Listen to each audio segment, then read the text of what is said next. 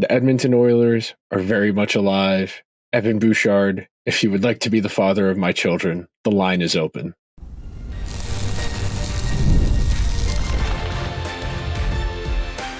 You are Locked On Oilers, your daily podcast on the Edmonton Oilers, part of the Locked On Podcast Network, your team every day. Hello, everyone, and welcome to the Wednesday edition of Locked On Oilers. If you are watching on YouTube, you can see the smile on my face. That is both happiness that the Oilers won and relief that game did not go into overtime, because for a minute there, was a little worried. Today's episode is brought to you by our friends over at FanDuel. Make every moment more. Right now, new customers get $150 in bonus bets with any winning $5 bet. That's $150 with any winning $5 bet. Visit FanDuel.com/lockedon to get started. So, quick rundown of the topics we're going to hit today. Number one, we're going to start with just the level of resolve the Oilers showed in executing the game they played today. The guys who stepped up, the guys who were able to make plays, the way they were able to respond to that end of game situation where Vancouver ties it late and able to bounce back, not sulk, make something happen quickly. Then we're going to talk about how this series is starting to take shape, some of the matchups, some of the lineup decisions, a couple. Kris Knoblauch, he's been listening at least to some of my ideas. And then third segment, we're going to talk about going forward, what it's going to look like the rest of this series, at least going into game 5. Exhale. To everybody out there listening to Locked On Oilers on this Wednesday, deep breaths. I know that game 3 was very traumatic. I know that game 3 went about as badly as you can imagine. You didn't win the McDavid Draisaitl minutes. You really had to look down the barrel of, we don't have a goalie that we can trust. And coming into this game, I sensed a lot of nervous energy and, social media and the narratives that are out there in the national media, whether it be The Athletic or Sportsnet. The narratives, the public opinion I see in my particular lane of social media, it's not entirely reflective of the whole truth. Obviously not. I always cite this statistic that going into the 2020 election in the United States, I believe it was Notre Dame. It might have been another college's School of Political Science. They did a study about the most engaged users, the most dedicated social media users, and they're the most ardent of interest. They have the most intensive interest, whatever the subject is, whether it's sports, whether it's politics. The people who tweet the most, the people who write the most, the people who make the most content, those are the top 5 to 10% of most engaged fans. So maybe the average Oilers fan that I'm not as in touch with, they were a little more confident. They, bad bounces, game got away from them, whatever. From the fans, the opinions I saw and the articles I read, frankly, from people in the national media that cover the Oilers, cover the Canucks, cover the NHL at large, it felt like that was a referendum game. And this is a bad habit a lot of people have. This is a bad habit a lot of people have. I can put my hand up and say I am guilty of this too, regardless of sport, regardless of team.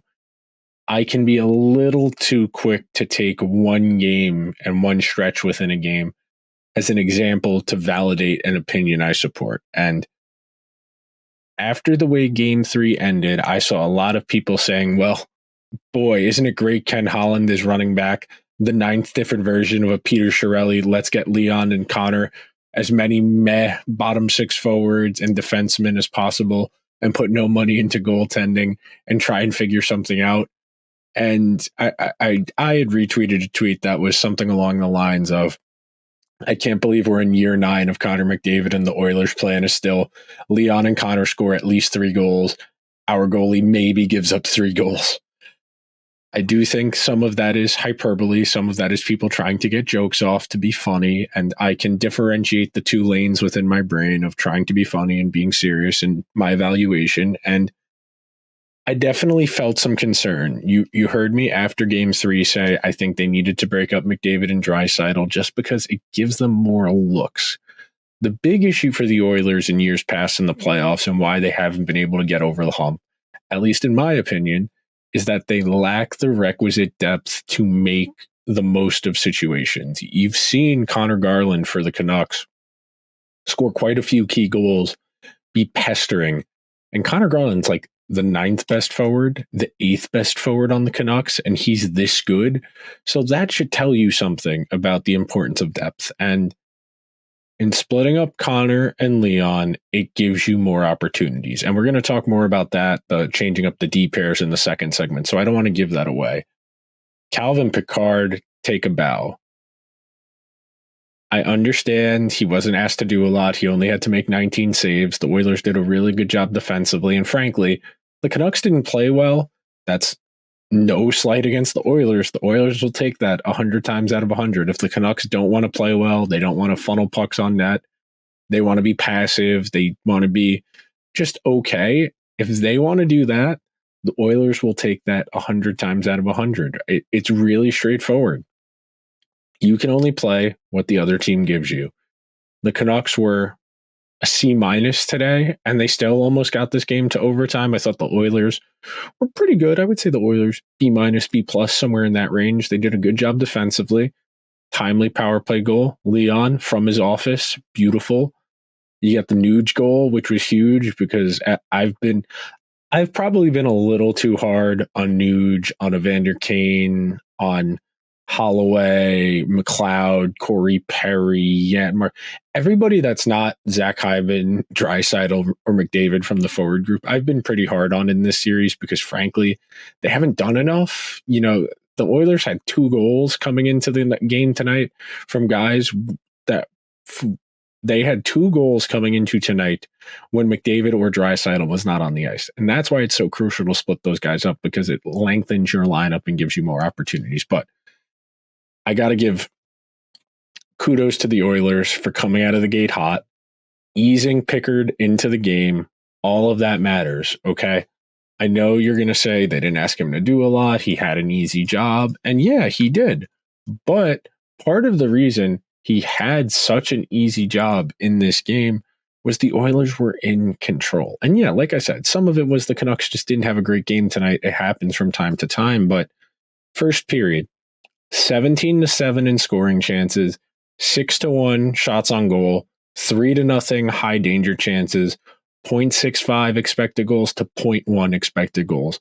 Oilers controlled play thoroughly in that first period and really made Shilov's work. They eased Pickard into the game. He didn't have to do a whole lot. And sometimes that can be a little worrisome. If you're a goalie who hasn't played in a while, you would usually like a couple shots, even if they're just meh shots to kind of get you in the game, get the feel of the game. Pickard hasn't started in a hot minute. I'm going to pull up his game logs here for the season. His last start was April 18th. We're talking about basically a full month ago without being in an NHL game as a starter. And I know he came in at the end of game 3 and he was just in there in mop-up duty. He didn't have to do a lot. The shots weren't that difficult. But he met the moment. The Oilers showed some real mental toughness as a team. The line changes, the defensive changes, Pickard playing. You add that in addition to finding a way to win when it looks bleak. You know, you get that Brock Besser goal that goes in off of 2 skates. Would have been really easy for things to snowball on the Oilers, them to just say, all right, let's just get to overtime. Let's regroup. Let's catch our breath. And instead, the Oilers prosecuted their agenda. Evander Kane, big hit on Philip Hronek. JT Miller bailed a little bit early on the zone, so the Oilers had a numbers advantage. Draisaitl finds that puck behind the net. He hits Bouchard clean. Because Miller bails early, Bouchard has a little bit of room to skate into his shot, and he finds the back of the twine. It's not the ideal situation. Obviously, you would like to win the game a little bit cleaner than that, but good teams find a way. And the Oilers showed you something that you as an Oilers fan can feel good about. And we're going to talk a little bit more about how that all came together coming up next on Locked On Oilers, where we've got your team covered every day. One of the most important responsibilities you have as a provider and a caregiver is the life insurance safety net. Trying to find the right policy on your own can be time-consuming and overwhelming.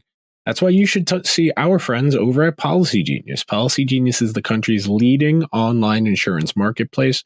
It saves you time and money so you can provide your family with a financial safety net starting today. With Policygenius, you can find insurance policies that start at just $292 per year for $1 million of coverage. Some options offer same-day approval and avoid unnecessary medical exams.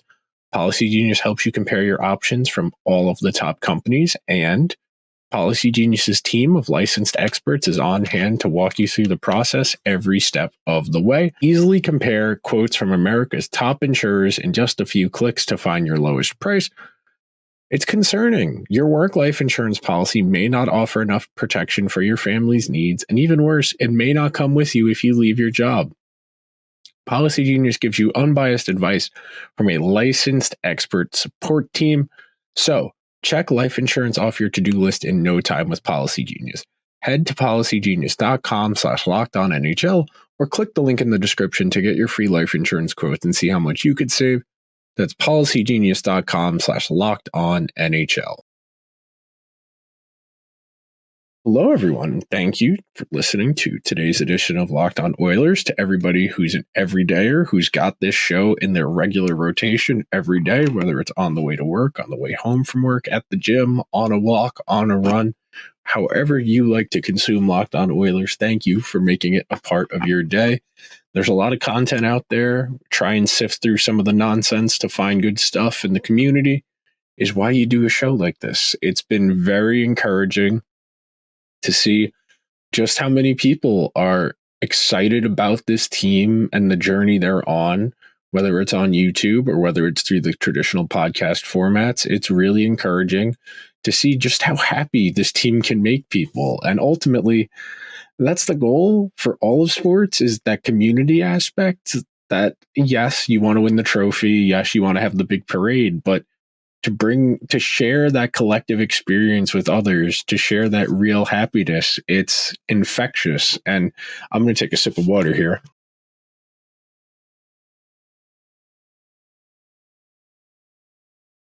Speaking of infectious and positive energy, I was very skeptical of Kris Knoblauch going to Calvin Pickard. I know I've been alternating my pronunciation between Pickard from Star Trek and Pickard, but my brain it's late on the East Coast. It's 1 a.m. I'm going to do my best to make sure I say Pickard instead of Pickard.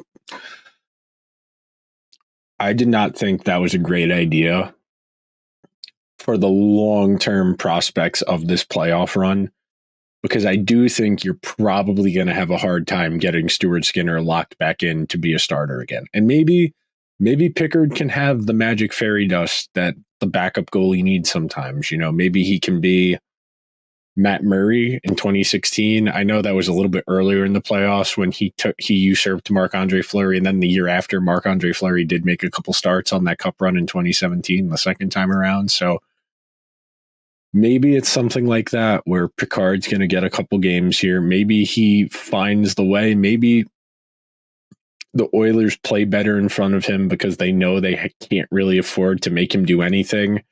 Whereas with Stuart Skinner, they have a trust in him to be able to make plays, and they're a little bit sloppier intrinsically. And this is one of those things that's really hard to distill out. And yeah, you have numbers. Yeah, you can look at how the types of scoring chances teams concede, where the shots are coming from for a specific goalie behind a certain defense. And some teams, you have real patterns where it looks like teams play better in front of the backup instead of the starter, because they know they need to be better in front of the backup. And maybe that was the case tonight. And I know I said in the first segment the Canucks didn't play well. I didn't think the Canucks played particularly well up until those last couple of minutes where they were looking for that tying goal.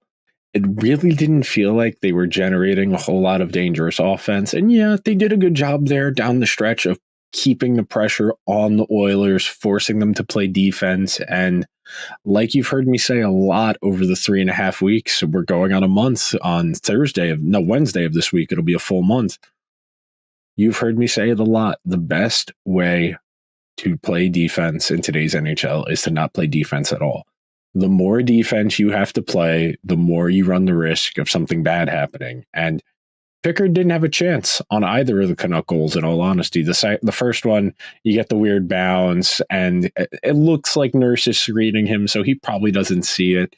And then the Besser one, it hits off of 2 skates and a stick on the way in. I'm not going to fault the goalie for that, but I have to give Kris Knoblauch a lot of credit for feeling his team and knowing which buttons to push. It's really limited, the impact a coach can have in hockey versus the other sports. You would probably say a football coach has the most input on an individual game. Then you would probably say a baseball manager, then a basketball coach, then a hockey coach. For the most part, a hockey coach, they're going to make their impact on their team during practices, before and after games. During games, there's not a whole lot of options. They're not going to fundamentally alter how they're asking their team to play. Sure, they might throw their lines on in a blender. They might staple guys to the bench for a little bit. They might ride guys a little bit more, maybe double shift some guys, but you're not going to see radical change during the course of a game because hockey's too complicated. The systems, the rules within those systems, they're too complicated to alter on the fly. The Oilers got this series level. They showed you some real resolve. They showed you some real balls. That is not something you can fake. Sure, they could have had McDavid and Draisaitl go crazy, and maybe they score 4 or 5, and they BS their way through a game they probably shouldn't have won. And I don't think that's the case here. I felt even if the Canucks did not play well, the Oilers played well enough that they deserved to win tonight, and they got rewarded. They got a bounce.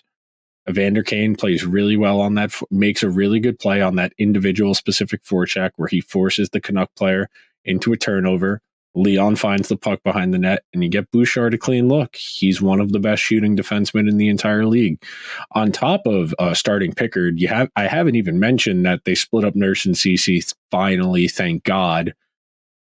I understand why those two play together. I understand the reticence to play Nurse less, considering how much money he makes. The role he has on the team, you don't want to send the wrong message, but I do think as a coach, you have a responsibility to kind of put the results before the contract, the reputation, that type of thing. And Draisaitl, excuse me. Nurse checked in at 16 minutes tonight. Probably the fewest minutes he's played in quite a while. Kulak, 15 minutes. Ceci, 18. Desharnais, 18. And then Bouchard and Ekholm, 24. The Oilers' insistence on playing Bouchard and Ekholm together and getting them on the ice with McDavid as much as they possibly can. It's their secret sauce. It is why they are so good at controlling play. You heard me talk about this with Eddie Garcia when we did the series preview for the Kings. You heard me talk about this when we did the series preview with the Canucks guys. If the Oilers can get at least one of Draisaitl, McDavid on the ice with Bouchard, and then the other guy without Bouchard, you're going to have the best player on the ice and your best defenseman on the ice 45 to 50% of the game, and that's a level of control not a lot of teams are going to be able to operate on, especially as dynamic as Bouchard, McDavid, and Draisaitl are. You add all of that together, and your formula looks good. You have two separate lines capable of controlling play when you separate Draisaitl from McDavid. Utterly essential, and I don't think you can go back to McDavid Draisaitl unless Leon is hurt, McDavid is hurt, or you're chasing a goalie in a game and it's only for, the third period, the last 7 or 8 minutes, because when you play them together, the rest of your lineup does not have the juice to create offense in a sustainable manner that's going to result in goals. Like, sure, you might be able to get something off the rush, create a 2-on-1, maybe find a rebound or something ugly, but it's a lot harder to score that way than it is if you have sustained possession. You're able to build and sustain a forecheck. That's the most consistent way to score in today's NHL, is off of those rush opportunities where you're going left to right and you're getting the goalie moving, or if you're able to wear the goalie and the defense down until they make a mistake. Coming up next, we're going to talk about how to approach the rest of this series from an Oilers perspective. Coming up next on Locked On Oilers, where we've got your team covered every day. It's put up or shut up time over in the National Basketball Association and over here in the National Hockey League. My Knicks won big in Game 5. Utterly essential that they close this series out in 6. It would be really nice if they could beat the Pacers in 6. And the NHL, you saw the Oilers pull one out. That series is tied at 2. Boston prolonged their series against Florida. They won. The Hurricanes are making the Rangers sweat, making me sweat. The hockey's been awesome. And you can get in on the action over at FanDuel, where you can bring home a big win of your own. Right now, new customers get $150 in bonus bets with any winning $5 bet. It's $150 to bet on spreads, money lines, player props, and more. Visit FanDuel.com/lockedon and make every playoff shot count. FanDuel, America's #1 sportsbook. Thank you so very much for hanging out on this Wednesday. I cannot begin to express how happy I am for the Oilers that they were able to pull this game out. Like, regardless of their standing in the series, trying to win the Stanley Cup, you saw a lot of faces of relief. On the camera angle of Bouchard after he scores the goal, where his mouth is wide open and he's screaming in excitement. He's got his arms out wide so he can hug whoever's skating at him. I think the two most telling moments of this series in terms of the emotional toll for me, when they win Game 2 on the Bouchard goal in overtime, the 3 Oilers skaters that aren't Connor McDavid and Leon Draisaitl are hugging each other over in the middle of the ice. And then Connor and Leon are off to the side hugging each other. There's a real burden on those two guys, and they understand how harsh this is. And in reality, each other might be the only other person who understands just how they feel about these expectations and what that means as a competitor, as an athlete, as a person. So much of Connor McDavid and Leon Draisaitl's professional careers has been being maligned for not being able to get over the hump, for not being able to carry flood teams further into the playoffs. They're always going to be compared. Well, McKinnon won his cup. Sid already had a cup at this point in his career. He was working on his second by this point in his career in comparison to McDavid and Draisaitl. Well, Connor can't ever be as good as Wayne if he never wins a cup. He can't be as good as Sid if he never wins a cup. And you see it in the way those two talk about each other and the way they interact with each other on the ice when play is over. And the other real tell was after the game. I always make a point of doing this I always make a point of not turning the broadcast off until they turn the feed off. I'm usually streaming. If you're watching on ESPN, they'll usually show a minute or two of the wind down, the teams walking off the ice, the handshake line if the series is over, or the handshake line of your own team going back to your goalie. And seeing the expressions of happiness on every single guy on the Oilers' face as they got to Pickard going down the line was really cool to see. Seeing Zach Hyman pound Pickard's chest and giving him a way to go, good job. Evander Kane, same deal. And then last guy in line, Corey Perry, taps him on the head 3-4 times, kisses him on the side of the head, and whacks his shin pad really hard with his stick to say, good job. The nonverbal and the physical communication with each other between these guys, it's one of the tells of a group that I can't authoritatively say of a group that gets it, because I'm not in the Oilers locker room. I'm not a fly on the wall. For all I know, those guys all hate each other. But the way they responded to the adversity of Game 3 by playing a really solid Game 4, bouncing back from giving up a goal late that tied the game to ultimately win the game in regulation, to protect their goalie, who they know is probably not ready for this type of environment, and frankly, probably just isn't built for this type of environment, if we're going to be candid. But they recognized, hey, we go down 3-1 going back to Vancouver. It's going to be tough sledding. We're probably not going to be able to win 3 straight games against this Canucks team. This series has been really close. The scores have been really close. Overtime games. the types of environments where even if you play well, you might not get rewarded for it. And that's ultimately the proposition the Oilers are on here. They are not deep enough. They are not talented enough to blow teams away in these playoffs. They're not going to be able to do what Florida's done largely, what the Rangers had done up until, game 5, where they just no-showed. You as a team like the Oilers, you're going to be in a lot of these 1-goal games because if your power play doesn't score, you're probably only scoring 2 that night. And this series has been a little bit lower scoring than I probably expected. I feel like the defenses have been a smidge better than I expected. The goaltending, I got to give credit where it's due. Sheloves has been really good. The Oilers really made him make a lot of saves down the stretch in this game, and he was good. Ultimately, the Oilers found a way to win. Sure, there are plenty of things you can nitpick on. Usage, matchups, who's playing with who.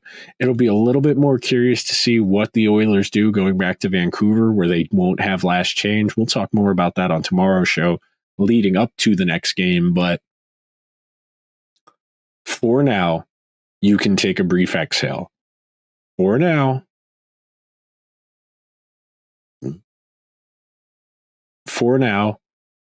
you don't have to worry about the vulture circling. You have heard me make that metaphor, make that expression more than once, that the national media wants to pick the bones of the Oilers. They want to trade Draisaitl. They want to trade McDavid. They want to fire Ken Holland. The Oilers are an easy team to make narratives about. They're an easy team to generate engagement on social media about.